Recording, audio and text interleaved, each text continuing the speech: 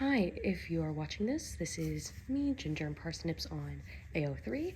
I am reading my Outsiders SMP Owen Garcia fluff fic, post-redemption arc Owen Garcia fluff fic.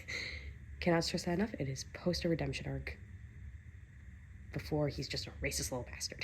Racist, genocidal bastard. After, he's a pretty chill guy. So I wrote this story for my partner, and as a lot of people do, my partner likes being read stories. So if you're watching this, you're getting an author reading of the story, because I thought anyone else who might read this might like this as well. So just gonna throw it out there, throw myself out there. So this is the author reading of With Each Breath, the Poet Lives Another Stanza of his poem. Chapter 1. If the stars can be a constant weapon, so can I. Owen sat up, getting out of his bed despite the horrid time for him to be awake. He grabbed his bag of essentials and moved outside, all too familiar with the routine needed to solve the insomnia he was dealing with tonight and the nights prior.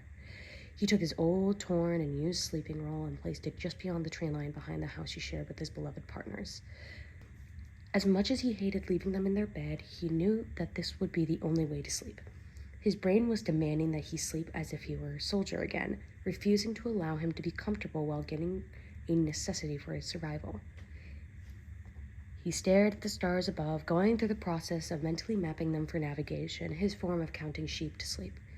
He identified the nature around him, going through the knowledge the army taught him for his survival in this area. He did this to help him sleep, finally, and to ignore the way his heart and sides ached for his partners in his arms. And with the stars glittering above him like salt to be added to his forever reopening wound, he slept dreamlessly, moving from a grim night to a grim tomorrow. He opened his eyes and awoke, moving swiftly into the motions of his wake-up routine from his days in the military. He rolled up his sleeping bag and packed everything away, ready to move on with his day in minutes. When he turned to put on his boots, he found them in a curious state.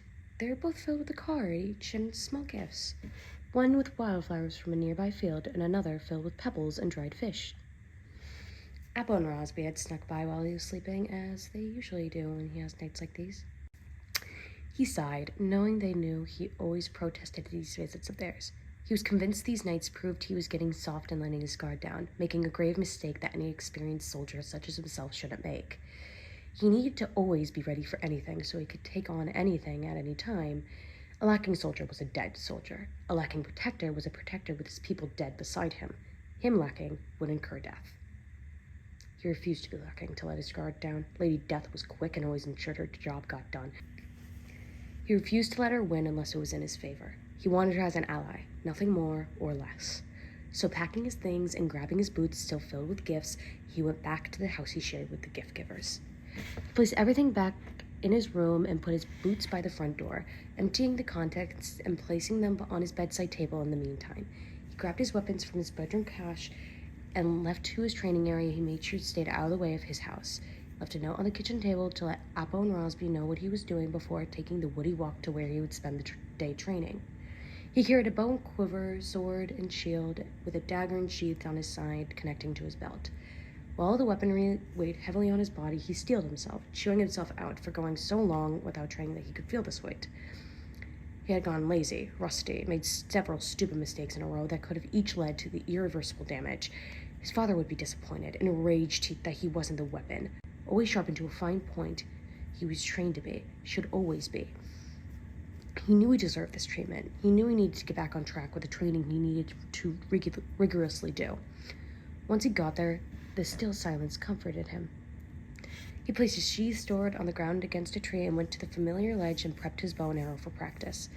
Pressed a button to his side and the dark forest lit up and the trees became robotic, gears whirring to move targets into place. And his training began. Discarding his watch after the first round, he trained until he was sore and further. He never allowed himself to stop. He needed to make up for the lost time and rusty skills. The happy chatter between the princess and the fisherman rang through the house before they stepped through the front door. Rosby and Appo had returned home from an early morning trip to the store, buying groceries and gifts for each other, having spent time filling 2 baskets full for Owen, one filled with personalized gifts and notes, and another filled with his favorite foods and treats, everything necessary for a surprise picnic date.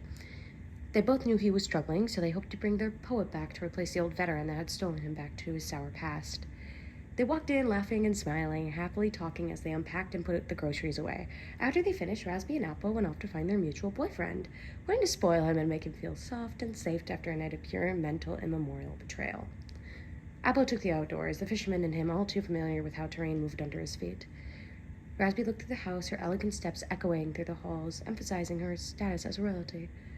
They searched, coming up with nothing as they looked for Owen.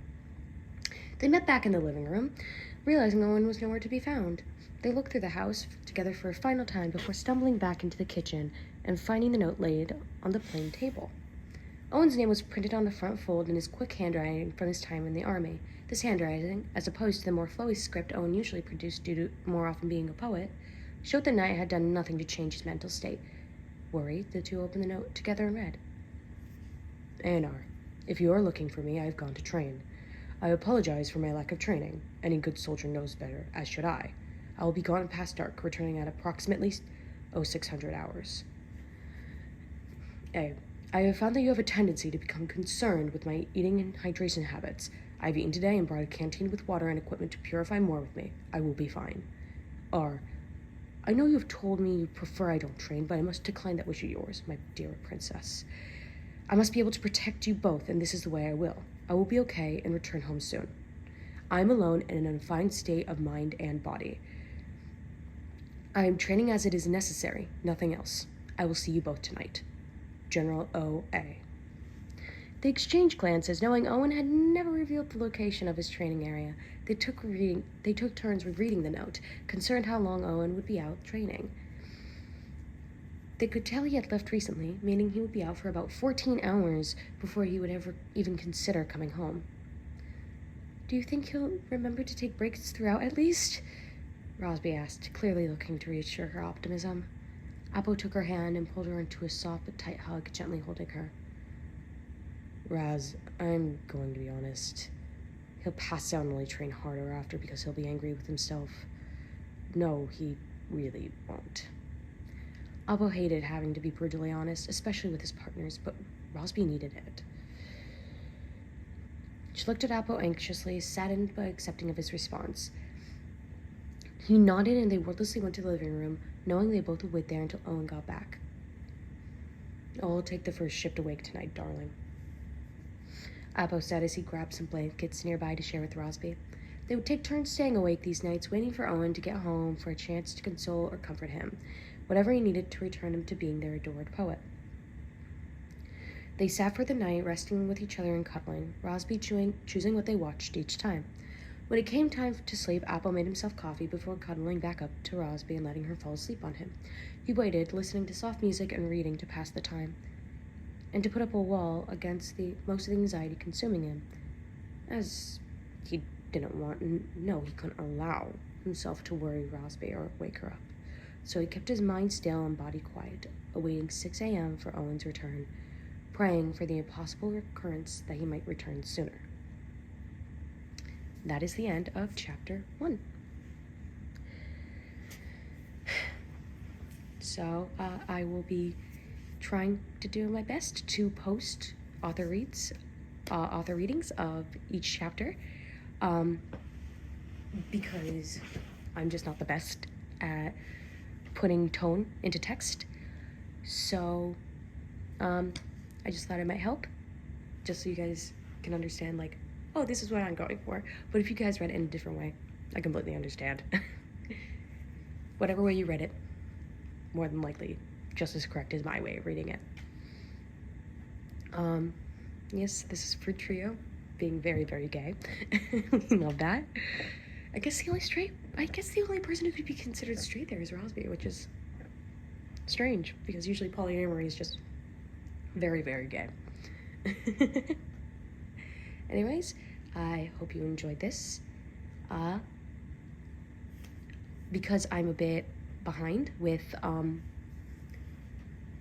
making these chapters 1 and 2, since they are both published, you will be seeing their links in the author notes of both of those. I hope you guys like this.